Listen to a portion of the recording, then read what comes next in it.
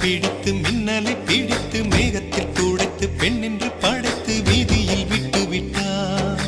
இப்படி இன்னொரு பெண்மையை படைக்க தன்னிடம் கற்பனை தீர்ந்ததை எண்ணித்தான் பிரம்மனும் மூர்ச்சையுற்றார். அவளின் ஆசைக்குள் நுழைந்த காற்று உயிரை தடவி திரும்பும் போது மோட்சம் அடைந்து ராகங்கள் ஆகின்றதே.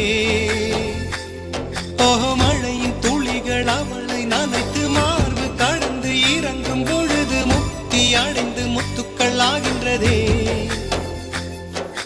மின்னலை பிடித்து மின்னலை பிடித்து